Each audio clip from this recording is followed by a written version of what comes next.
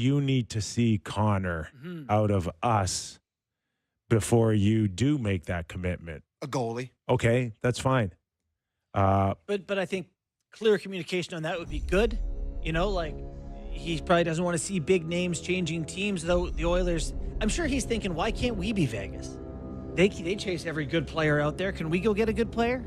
I'm sure those are on his mind. It's great that they got two, but you're allowed more.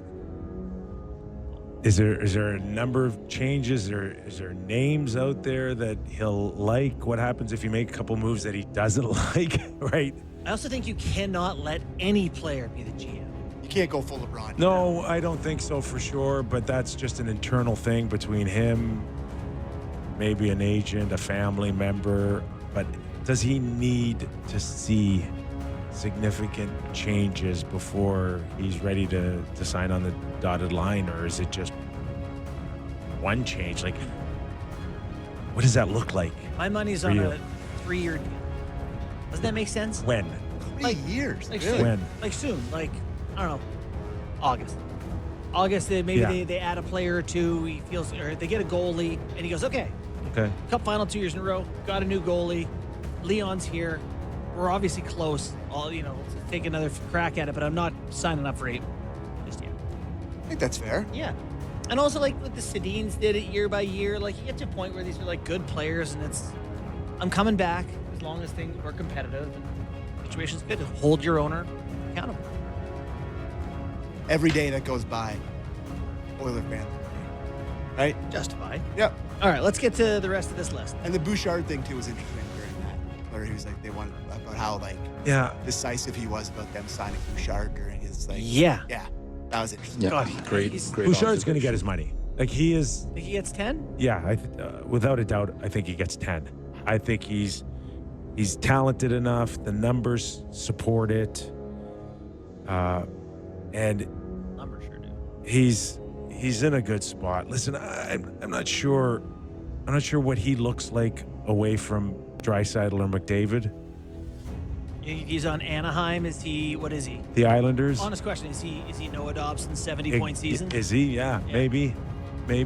I think it's a good situation for him. It's comfortable.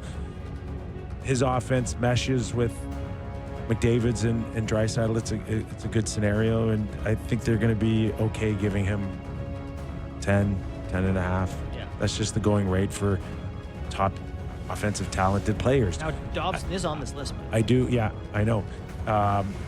Just one thing on Bouchard is that, like, I will stand by that. I don't think he can be your number one go-to guy to get you to a Stanley Cup. People yelled at you on Twitter for that. But he can fit in with the mix for sure as a top 3 guy. Top 3. Well, I praise for a don't 10 want million guy. to protect the lead. I'm not sure I want him on the ice in the last 30 seconds. I don't know. Maybe it's an Ekholm type of player and somebody else, but I just don't think that's his total strength as a top shutdown and offense guy. A hilarious slander, and I say hilarious because this was such a good player that I see people using all the time is, he's Mike Green. Mike Green was so good. For a few years there, he was so good. Yeah. But I saw Noah Dobson called that 30 today. goal scorer, Mike Green. Yeah. And yeah, he still had that great look off to Ovi. Like he was able to make plays. You can't find guys like that right now. He is a unique, at the least, a kill for someone who could move the puck from the back end like those guys. Okay. Dobson. He had Another 31 guy. goals in 68 games in 08-09. Yeah. Mike Green. Yeah, he's so Oh good. my God. Anyway, sorry. Dobson's another guy where Yeah, you got to make a concerned. decision. Like, what is he? He's 24, 6'3", right D. He didn't take a next step last year. He had a great year the year before, and he didn't step up. And that is a concern when you're also talking about a guy that could want over $10 million. We just did this thing where there's not many guys in the league, and you work so hard to get them, and you draft them. It takes forever to develop them, and you get them there, and you go, I want $1 million more than we're comfortable with. Like, Islanders can't do that. They can't afford to let a guy like that walk out. And I know he switched agents in the offseason. He's trying to get paid. But what are the Islanders going to get back? Picks? Could they get the 6th overall pick. Maybe they could get two seconds like they got for Devon Taves. Oh, It's Yeah. eerily similar. why'd you say that? I know that hurt. I know it's a dilemma for a lot of GMs that you go, what's a better alternative? Yeah. I really, I've tweeted a couple times today about James Hoggins, the Long Island kid, slated to go on some draft boards, 5, 6, 7. Earlier in the year was rumored to be a near the top pick. Yeah. Long Island would love to have him. Playing at the rinks at Jerry Hart's old rink in Hauppauge. Good story. It's perfect. And so could they trade for that pick? Maybe Dobson's involved in that. I don't know, but I'd love to see them get. When are they going to be ready to win?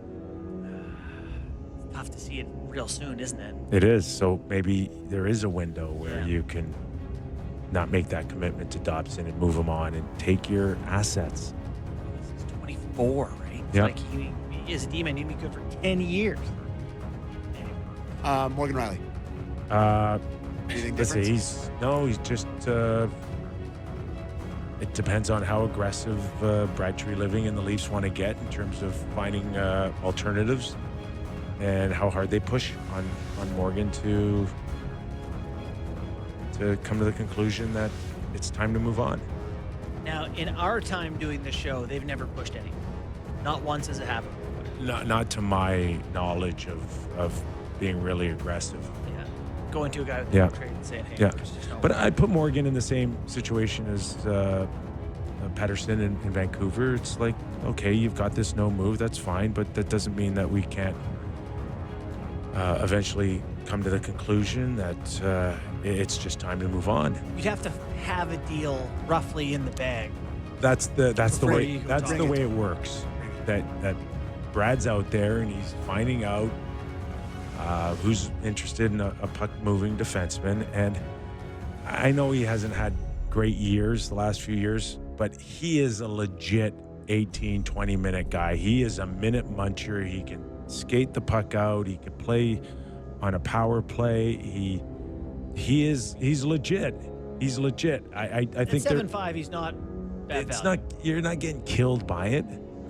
So there'd be a number of teams very interested in taking Morgan Riley. I'm curious, like the Leafs, the more I think of their roster, I talked about the talent deficit. Some of it to me is on the back end because now they're really big and really solid.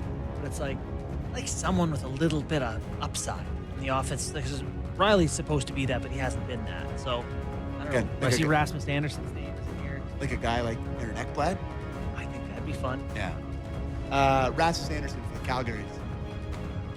This person. Yeah, really in the same boat with Robertson and Nakash in Colorado, where it's like, okay, what are you willing to pay on a long-term deal? And if it's not there, then you got to move them. Mm-hmm. There's no other alternative. Yeah, and looking at Calgary, they're probably their window. I don't know when they think their window is. They're not super young,